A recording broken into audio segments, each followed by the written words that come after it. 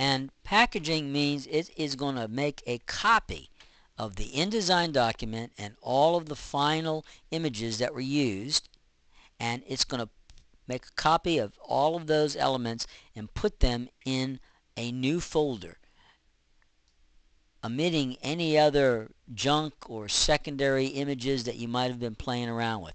Only the final images and the document and the fonts will be pulled together by the computer and put in a new folder. First thing you have is the printing instructions, and these you can either fill out. This is just for convenience of giving instructions and your personal information to the printing company. If you don't even want to fill it out, that's fine. Say continue. Then it says, okay, where am I going to put this?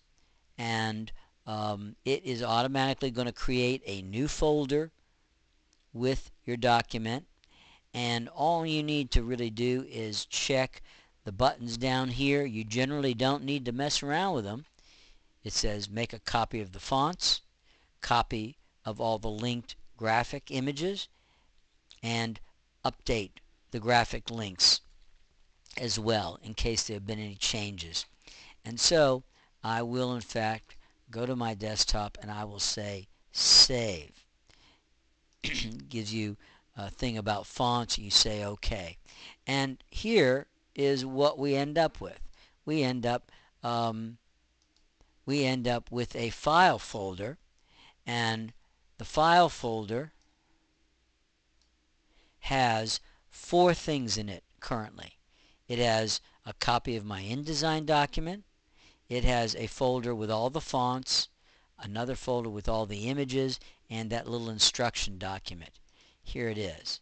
Here are my fonts that were used in the document, and here is a copy of the images.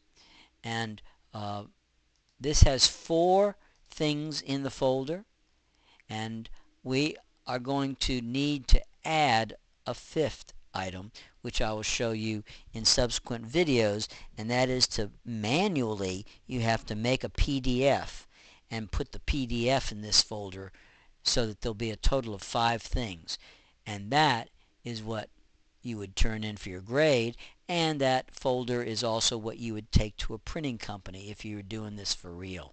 So that's how it works, and it's a very nifty process, and the computer does the work for you.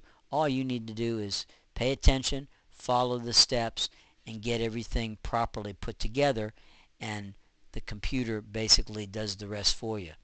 And that's the basics of electronic prepress, and we'll continue to talk about some of these related issues and printing in subsequent videos.